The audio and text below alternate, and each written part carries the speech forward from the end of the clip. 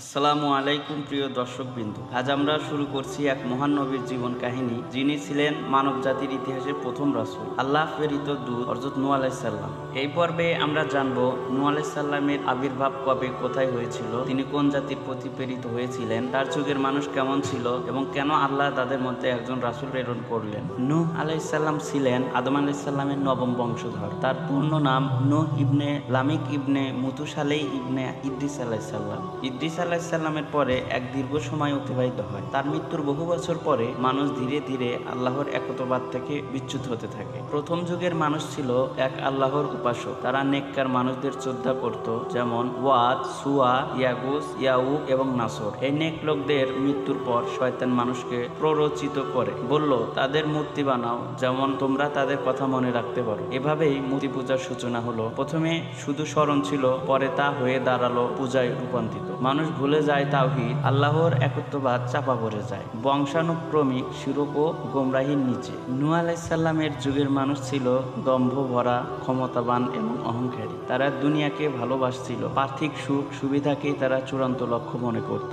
ধনী শ্রেণী গরিবদের অবহেলা করত, সত্য বলা মানুষকে তারা ঠাট্টা করত। তারা বলতো, আমরা আমাদের পূর্বপুরুষদের পথেই আছি, তুমি কে আমাদের শেখানোর? শিরক, মূর্তি পূজা, অন্যায়, অহংকার এসব সমাজে রক্তের মতো মিশে গিয়েছিল। আল্লাহর অসীম রহমত, তিনি কখনোই মানুষকে পথভ্রষ্ট অবস্থায় ছেড়ে দেন না। তিনি পাঠালেন একজন নবী, একজন দয়ালু, সতর্ককারী ও তাওহীদের আহ্বায়ক। নূহ আলাইহিস সালাম। কুরআনে আল্লাহ বলেন, আমি তো নূহকে পাঠিয়েছি তার সম্প্রদায়ের কাছে। নূহ আলাইহিস সালাম নিজ সম্প্রদায়কে বললেন, হে আমার কওম, তোমরা আল্লাহর ইবাদত করো, তিনি ছাড়া তোমাদের কোনো উপাস্য নেই। সূরা আল আরাফ আয়াত নাম্বার 59। তিনি তাদের সতর্ক করলেন, যদি তোমরা ফিরে না আসো আল্লাহর শাস্তি আসবে। কিন্তু লোকেরা ঠাট্টা করলো, বলল, তুমি তো আমাদের মতোই মানুষ, তোমার সঙ্গে তো কেবল গরিব দুঃখীরাই আছে। নূহ আলাইহিস সালাম কিভাবে 950 বছর ধরে দাওয়াত দিয়েছেন, কি ছিল তার কৌশল, আর কিভাবে মানুষ প্রতিরোধ করেছে তার দাওয়াত। আল্লাহর আদেশে নূহ আলাইহিস সালাম তার কওমকে ডাক দিলেন আল্লাহর দিকে। তার ভাষায়, হে আমার জাতি, তোমরা আল্লাহর ইবাদত করো, তিনি ছাড়া তোমাদের কোনো উপাস্য নেই। তিনি শুধু একবার নয়, তিনি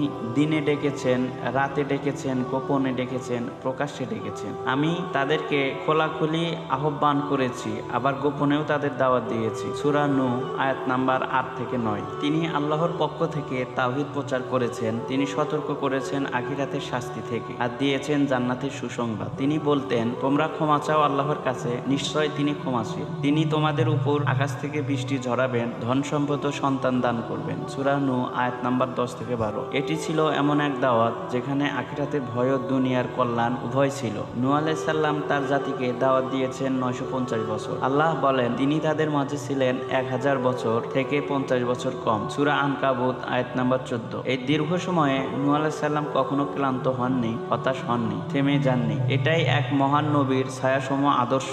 কিন্তু জাতির প্রক্রিয়া কেমন ছিল? তারা বলছিল, হে নূহ, তুমি তো আমাদের মতোই একজন মানুষ, আমরা তোমার মধ্যে কিছু বিশেষ দেখি না, বরং আমরা দেখি গরিব লোকগুলো তোমার অনুসারী হয়েছে। সূরা হুদ আয়াত নাম্বার 27। তারা আরো বলতো, হে নূহ, তুমি তো অনেক বিতর্কিত করেছো আমাদের সাথে, এখন তুমি যা নিয়ে হুমকি দাও তা নিয়ে আসো। সূরা হুদ আয়াত নাম্বার 32। তারা নূহ আলাইহিস সালামকে পাগল, মিথ্যাবাদী ও জাদুকর বলে অপবাদ দিত। এই দীর্ঘ সময়ের কষ্ট, তুচ্ছতা, উপহাসের পর এক সময় নূহ আলাইহিস সালাম দুঃখ ভরাক্রান্ত হয়ে আল্লাহর দরবারে আকুল প্রার্থনা করলেন, হে আমার রব, আমি দিনরাত আমার কওমকে ডেকেছি, কিন্তু আমার আহ্বান তাদেরকে আরও দূরে সরে দিয়েছে।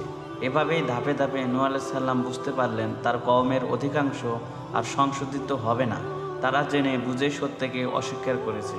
নূহ আলাইহিস সালাম যখন তার কওমের সংশোধনের আর কোনো সম্ভাবনা দেখেন না, তখন তিনি বলেন, হে আমার রব, আপনি পৃথিবীতে কোনো কাফেরকেই অবশিষ্ট রাখবেন না। সূরা নূহ আয়াত নাম্বার 26। আল্লাহ তার দোয়া কবুল করলেন। তিনি জানিয়ে দিলেন, এ জাতিকে ধ্বংস করা হবে এবং মুমিনদেরকে রক্ষা করা হবে। আল্লাহ বলেন, তুমি তাদের চোখের সামনে আমার নির্দেশ অনুযায়ী নৌকা তৈরি করো। সূরা হুদ আয়াত নাম্বার 37। এই সময় পাহাড়ের চূড়ায় সমুদ্র থেকে অনেক দূর নূহ আলাইহিস সালাম শুরু করলেন এক বিরাট নৌকা বানানো। লোকে হাসতে লাগলো, বলল, তুমি কি মিস্ত্রি না পাগল? পাহাড়ের মাথায় নৌকা বানাচ্ছ, পানি কোথা থেকে আসবে? তারা জানতো না আল্লাহর শাস্তি আসছে। ইবনে আব্বাস রাদিয়াল্লাহু তাআলা আনহু বলেন, নৌকাটি ছিল 3 তলা বিশিষ্ট।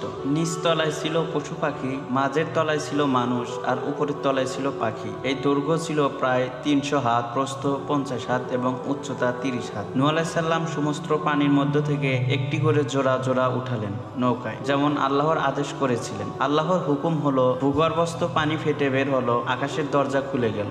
আল্লাহ বলেন, আমার ভূগর্ভস্থ জলধারা খুলে দিলাম আর আকাশ থেকে বর্ষণ করলাম। তবে এই পানি আল্লাহর নির্ধারিত আদেশে একত্রিত হলো। পাহাড় ডুবে গেল, ঘরবাড়ি বিলীন হলো, শুধু নূহ আলাইহিস সালামের নৌকা ভাসতে থাকলো। এই সময় নূহ আলাইহিস সালাম তার এক পুত্রকে ডাকলেন।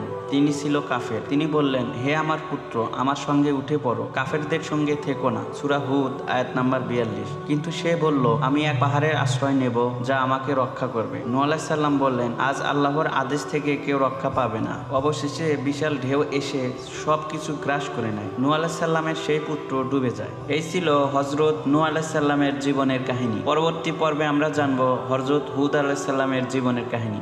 সঙ্গেই থাকুন আমাদের নবী সিরিজে। ভিডিওটি ভালো লাগলে লাইক দেবেন, শেয়ার করবেন এবং সাবস্ক্রাইব করবেন।